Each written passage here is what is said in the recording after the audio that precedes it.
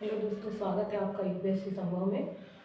Economics PT में पढ़ा रही हूँ, ठीक है। और इसकी अभी थर्ड क्लास चल रही है इकोनॉमिक्स,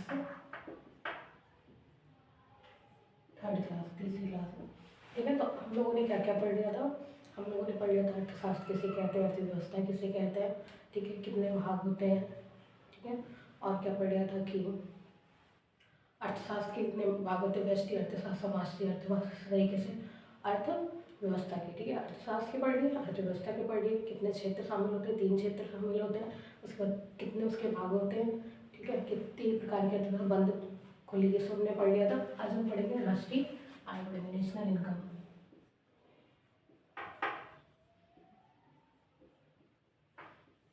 नेशनल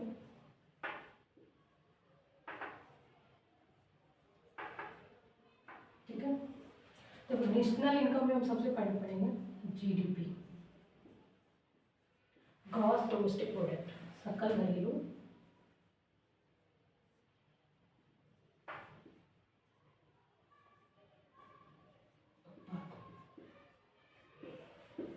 जीडीपी किसे कहते हैं, ठीक है। इसकी डेफिनेशन क्या होगी, परिभाषा? एक घरेलू सीमा के अंदर किसी देश की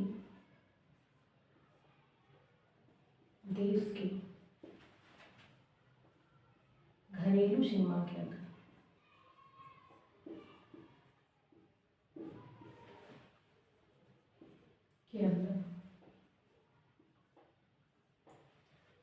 एक देश की घरेलू सीमा के अंदर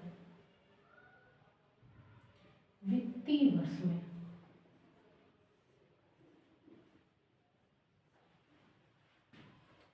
किसी देश की घरेलू सीमा के अंदर वित्तीय वर्ष में उत्पादित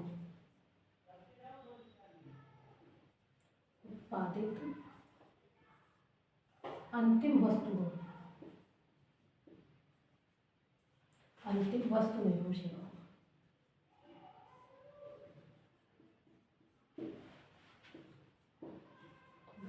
सेवा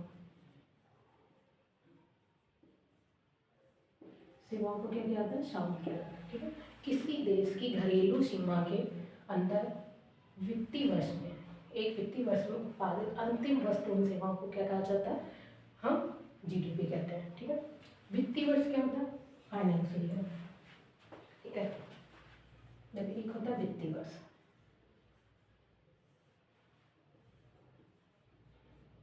अप्रैल से 1 अप्रैल से जो मार्च तक चलता है, कब चलता है, 1 अप्रैल से मार्च 1 अप्रैल से 31 मार्च तक, इसको हम क्या कहते हैं, वित्तीय फाइनेंशियल ईयर कहते हैं। तो इसमें उत्पादित अंतिम वस्तु और सेवाओं को हम क्या कहते हैं, हम जीडीपी कहते हैं। अब देखो, घरेलू सीमा के अंदर, सीमा भी तो समझना जरूरी है क्या। देखो, घरेलू सीमा में क्या क्या आता है, एक होता है भौगोलिक सीमा,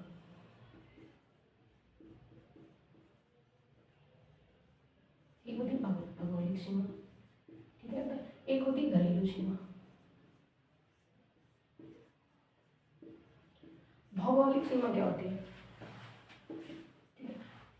भारत में क्या है, उत्तर में कश्मीर से लेकर दक्षिण में कन्याकुमारी तक, और पूरब में अरुणाचल प्रदेश तक से लेकर पश्चिम में गुजरात तक की सीमा को क्या कहते हैं, उत्तर से दक्षिण तक। यहाँ लिख लेते हैं भारत की उत्तर से दक्षिण तक एवं पूरब से पश्चिम तक जो भी शामिल होती है, शामिल, ठीक है। उसको हम क्या कहते हैं, भौगोलिक सीमा कहते हैं। जैसे ये हमारा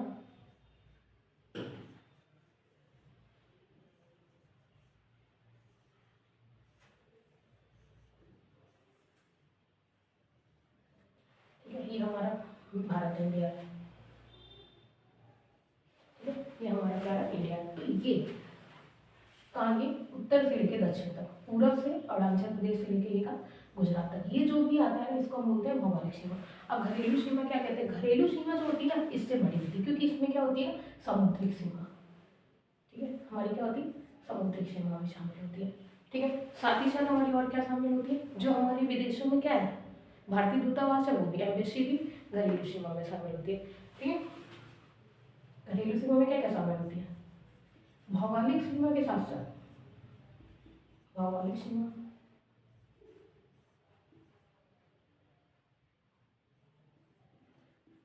प्लस समुद्री सीमा।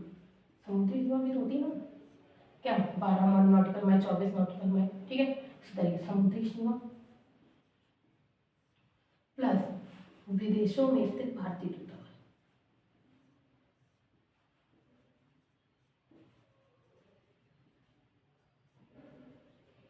भारतीय दूतावास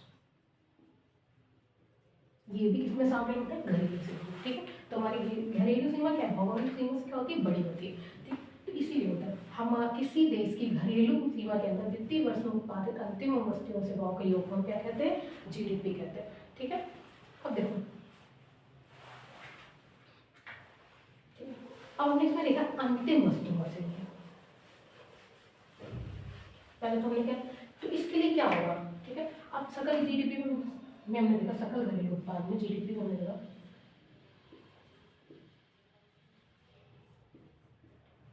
मतलब जीडीपी हमने क्या देखा? किस वित्तीय वर्ष में उत्पादित अंतिम वस्तु और सेवाओं के योग को हम क्या कहते हैं? जीडीपी कहते हैं। तो जीडीपी ना,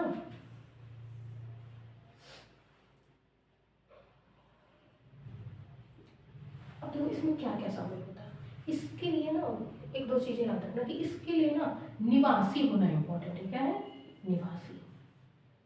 ठीक है, नागरिक इम्पोर्टेंट है, इसके लिए क्या है इम्पोर्टेंट है? निवासी। ठीक, अब कैसे?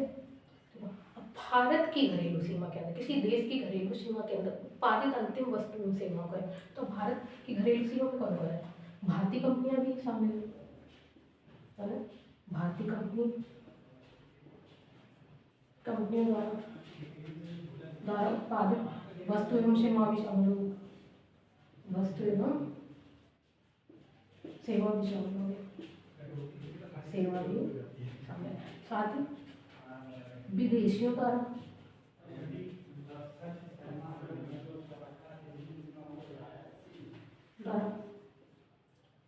भारत में उत्पादित वस्तु एवं सेवा,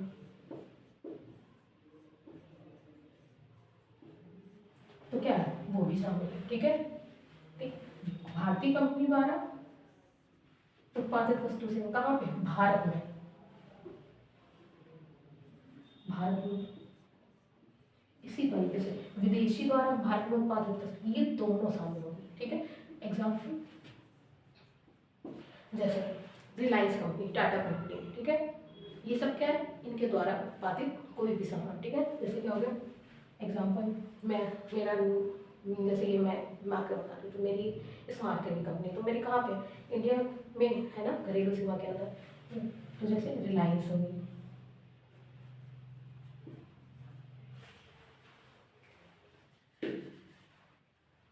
रिलायंस हो गई। ठीक, दूसरा क्या होगा? विदेशी द्वारा भारत में उत्पादित कंपनी, विदेशी द्वारा कौन? जैसे हम लोग आईफोन बहुत खरीदते हैं, एप्पल का फोन, एप्पल फोन। ठीक है, तो ये इसके द्वारा स्थापित। ठीक है, भारत में ही तो क्या किया जा रहा है? उत्पादित कर रहे थे, वो भारत की ही जीडीपी में शामिल। किसकी जीडीपी में शामिल होगा? भारत की ही जीडीपी में शामिल होगा। ठीक है, और विदेशों में स्थित भारतीय दूतावास। ठीक है,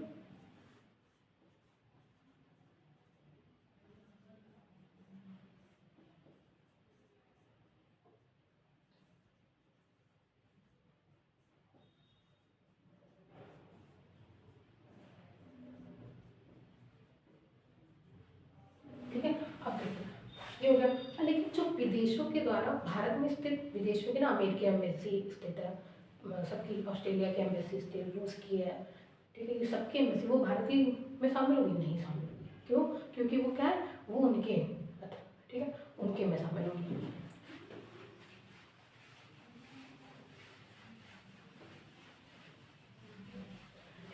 देखो एक ही हो गया। अब हमने क्या पढ़ा? जीडीपी में हमने पढ़ा अंतिम वस्तु और सेवाओं को। जीडीपी की गणना किसमें की जाती है? अंतिम वस्तु, जीडीपी की गणना किसमें की जाती है? अंतिम वस्तु में की जाती है, अंतिम वस्तु एवं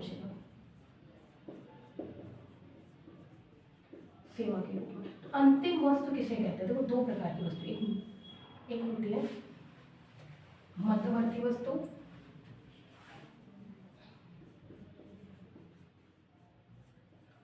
एक होती है अंतिम वस्तु।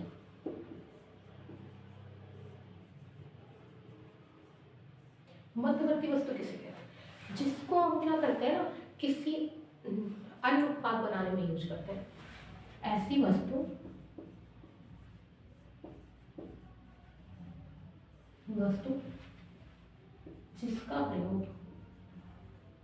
जिसका प्रयोग किसी अन्य वस्तु को बनाने में करते हैं, अन्य वस्तु को बनाने में करते हैं।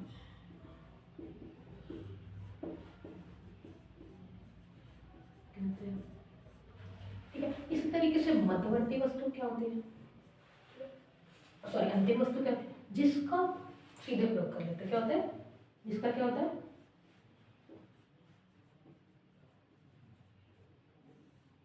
जिसका सीधा उपभोग या उपयोग कर, जिसका सीधा उपभोग एवं उपभोग कर लिया जाता है।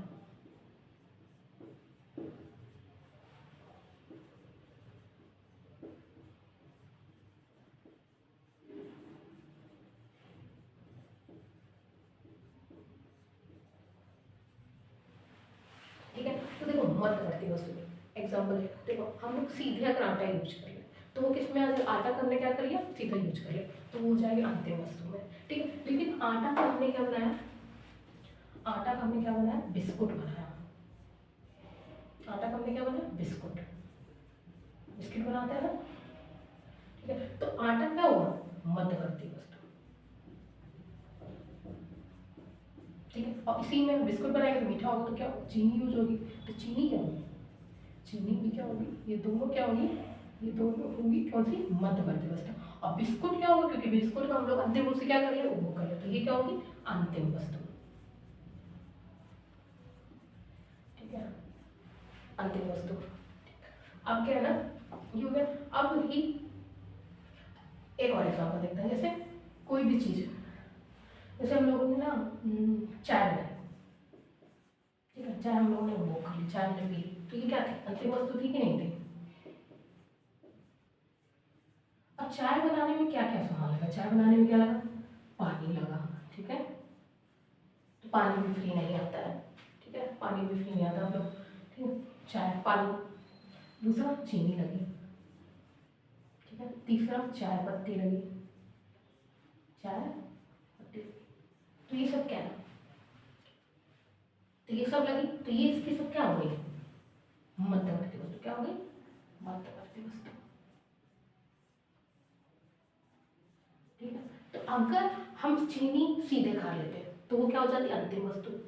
सॉरी, चाय पत्ती लिखा, चाय पत्ती क्या होगी? चाय पत्ती। तो ये सब क्या है? मध्यवर्ती। लेकिन अगर हम चाय चीनी सीधे खा लेते, चाहे चीनी हमने ऐसे खा ली, तो क्या हो जाएगी? वो अंतिम वस्तु हो जाएगी।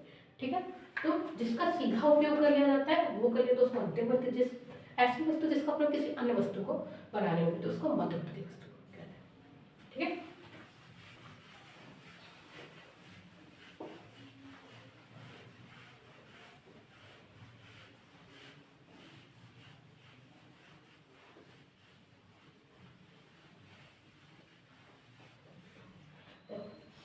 अब हम अंतिम किसी भी वस्तु का ना मूल्यवर्धन होता है, वैल्यू एडिशन, मूल्यवर्धन। तो मूल्यवर्धन कैसे होता है? जब हम क्या होता है ना, अंतिम वस्तु में से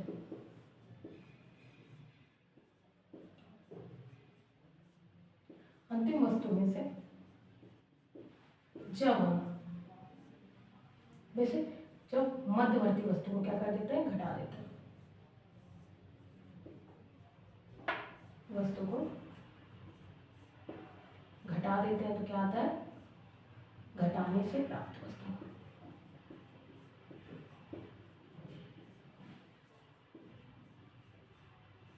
प्राप्त वस्तु क्या कहते हैं? उसको मूल्यवर्धन कहते हैं। जैसे एग्जांपल देखते हैं, अभी हमने देखा ना चाय का, अंतिम वस्तु क्या है? चाय हो गई। अब मध्यवर्ती वस्तु क्या है? चाय पत्ती हो गई, मध्यवर्ती वस्तु।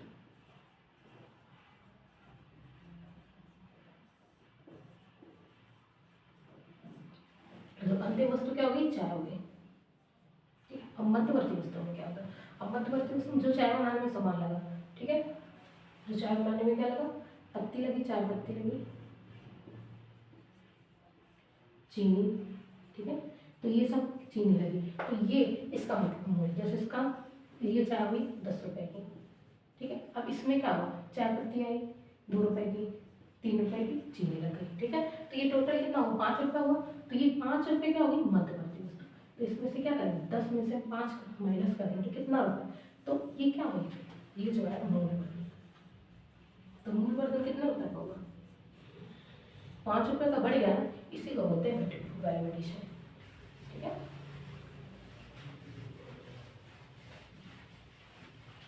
इसी को बोलते हैं वैल्यू एडिशन। अब देखो हम लोग जीडीपी का यूज क्यों करते हैं? कुछ तो कुछ ना इसका कि ऐसे सरकार निकाल देते हैं, सरकार को मजा आ रहा है, ऐसा तो कुछ नहीं। जीडीपी का यूज क्या है?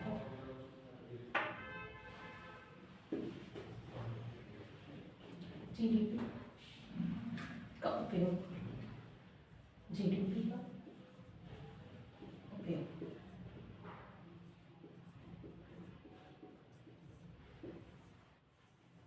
ठीक है। जीडीपी का उपयोग एक तो देखो देशों की अर्थव्यवस्थाओं का तुलनात्मक अध्ययन के लिए, ठीक है, जैसे एशिया के देश हैं उनका हम क्या करना है? अध्ययन करना है तुलनात्मक कि कौन से देश की जीडीपी क्या है, क्या वहाँ पे क्या चल रहा है, ठीक है। ऐसे अमेरिका का भारत के साथ में अध्ययन करना, तो क्या करना है? एक समान अर्थव्यवस्थाओं का, एक समान अर्थव्यवस्थाओं का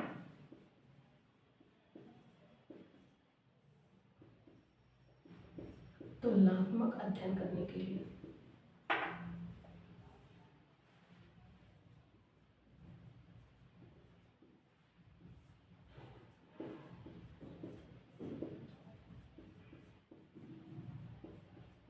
ठीक है, एक समान अर्थव्यवस्थाओं का तुलनात्मक अध्ययन करने के लिए। एग्जाम्पल जैसे अमेरिका का भारत के साथ में, या ब्रिक्स देश है ना, सार्क देश, ब्रिक्स देश, इन सब का, जैसे ब्रिक्स कंट्रीज का, ठीक है। इसी तरीके से दूसरा, एक ही देश की विभिन्न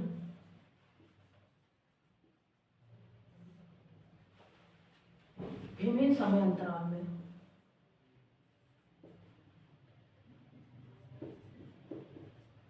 देश की अर्थव्यवस्था का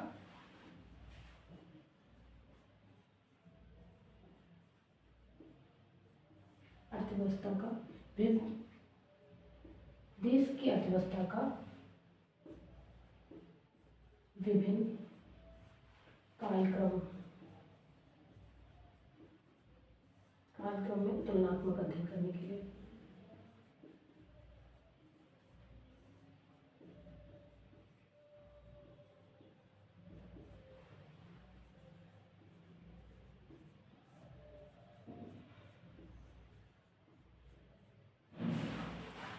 एग्जाम्पल इसका देखते हैं, जैसे पहले जब दूसरी सरकार थी तो उस टाइम जीडीपी कितनी थी, अब वर्तमान सरकार है तो उसमें जीडीपी क्या है, तो ये क्या हुआ? विभिन्न कालक्रम में क्या हुआ? तुलनात्मक अध्ययन करने के लिए।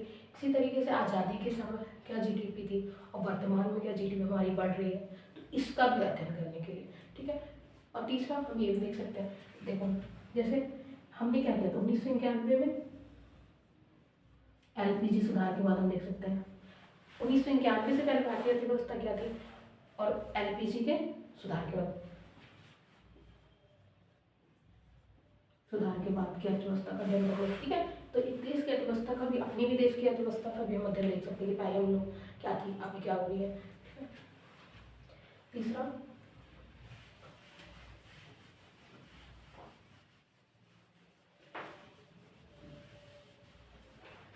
सरकार के द्वारा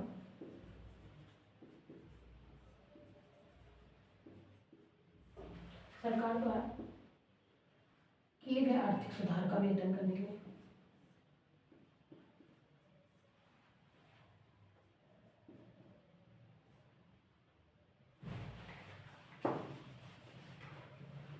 सरकार द्वारा अपनाई गई आर्थिक नीति के परिणाम से देख सकते हैं। एग्जाम्पल अभी क्या होता था, हम लोगों ने जीएसटी अपनाया था, तो इसके पहले क्या हमको फायदा हो रहा था कि अब फायदा हो रहा है, ठीक है। यहाँ पर जीएसटी कैसे नुकसान हो रहा है, कैसे फायदा हो रहा है, ये भी हम देखने के लिए क्या कर सकते हैं, जीडीपी का यूज कर सकते हैं, ठीक है।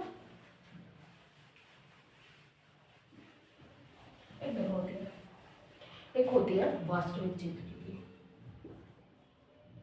फिर जीडीपी, इसको बोलते हैं रियल जीडीपी। एक होती है मौद्रिक जीडीपी, क्या होती है, एक होती है नॉमिनल जीडीपी, मतलब मौद्रिक जीडीपी, ठीक है, इसको बोलते हैं नॉमिनल जीडीपी।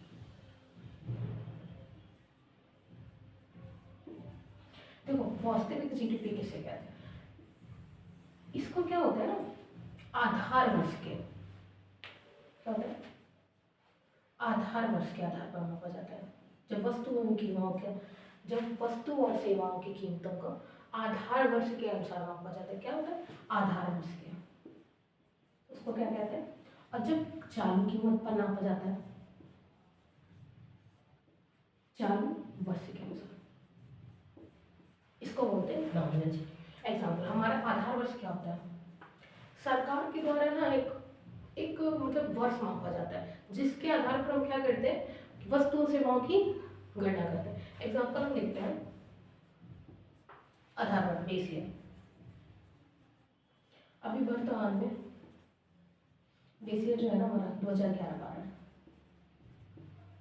अभी सरकार बदलने के बोलिए 2026 में सरकार बदलेगी, 2022-23 करेगी। देख लेते हैं कि बेस ईयर का क्या फायदा होता है। अब देखो अभी 2026 चलने लगा है, तो अब हम देखते हैं कि 2021 में 21-22 में हम देखते हैं कि जो तेल है ना, तेल सरसों का तेल जिससे आपको आप खाना बनाते हो, ठीक है, तेल का दाम कितना था, 100 रुपये था, ठीक है। अब क्या है, अब कितना होगा, 150 रुपये, ठीक है। तो ये क्या बता रहा है, कहीं ना कहीं क्या बता रहा है, मुद्रास्फीति को बता रहा है, 50 रुपये क्या हो रहा है, दाम बढ़ रहा है, तो ये क्या हो रहा है, कहीं ना कहीं महंगाई बता रहा है। इसी तरीके से हम लोग पहले बाजार में जाते थे ना, 500 रुपये लेके 200 रुपये लेके जाते थे, ठीक है, तो 200 रुपये में भर के सामान ले जाते थे, ठीक है। जैसे क्या हुआ, 200 रुपये में ना, जैसे हमने दो लीटर तेल ले लिया, नहीं 1 लीटर तेल ले लिया, ठीक है, 2 किलो चीनी ले ली, 2 केजी क्या ले ली, चीनी ले ली, ठीक है। साथ ही क्या करें, ठीक है, साबुन ले लिया, 2 साबुन ले लिया, ठीक है। उसके अलावा और भी सामान ले लिया, आटा ले लिया, 5 किलो आटा ले लिया, जो क्या था, 100 रुपये का तेल था, ठीक है।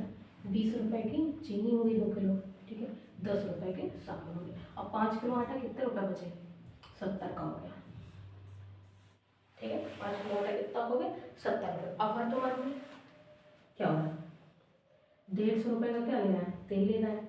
चीनी कितने रुपए की है, 46 रुपये 48 रुपये किलो है, तो वही होगी 90 रुपये की, 90 रुपये की क्या होगी, चीनी हो गई, ठीक है।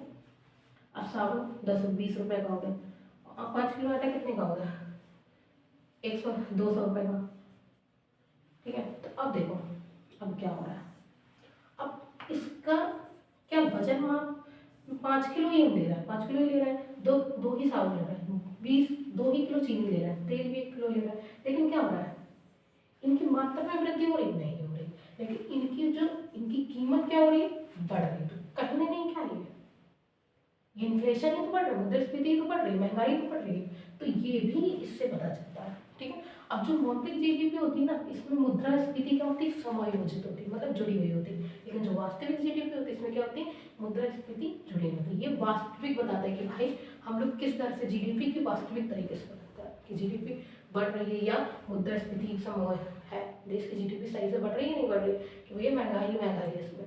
तो इसीलिए ये वास्तविक और मौद्रिक जीडीपी होता है। ठीक है, थैंक यू। कल आगे बनाते हैं इससे।